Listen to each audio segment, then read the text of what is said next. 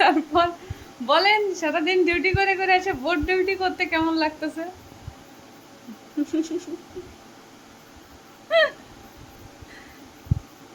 আচ্ছা তারে দিয়ে হচ্ছে এখন একটা আছে, এতগুলা হচ্ছে আয়রন করাইছি,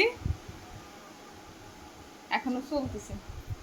এখানে হচ্ছে 7টা শাড়ি আছে, 3টা ব্লাউজ, এখানে হচ্ছে 3টা পেটিকোট, একটা করছে আর 2টা পেন্ডিং। তারপর আপনার অনুভূতি বলেন।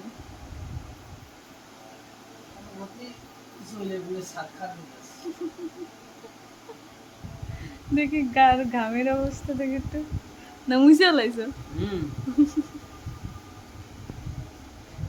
বেশি ডলতে বানানে পেটিকোট না।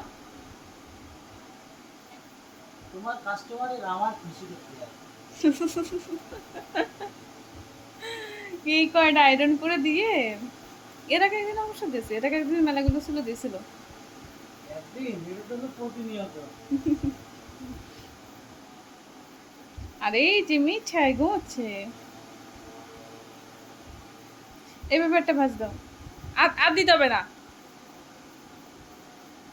হ্যাঁ দাও, আর একটা শেষ, আর চলে না, এটাই শেষ। এটা হচ্ছে অনেক দিনের একটা অর্ডার ছিল, আমি সে আজকে দিই কালকে দিই করতে করতে করতে করতে আজকে কিন্তু এই সবগুলো হচ্ছে আজকে রেডি করছি। ব্লাউজ এখনো সবগুলো নাই। তুমি রেডি করছো, আমি তো মেন জিনিসটাই তো আগে এনে দিলাম।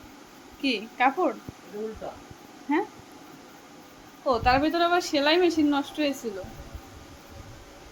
সেলাই মেশিন নষ্ট হয়েছিল, সেটা ঠিক করাইছি, ঠিক করানোর পরে তারপর হচ্ছে এই যে এটা হচ্ছে ব্লাউজগুলো,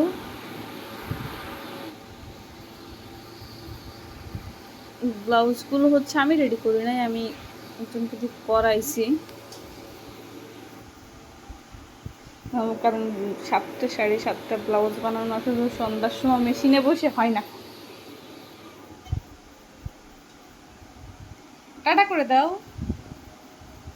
আর একটা হাত থাকলে সুবিধা হচ্ছে।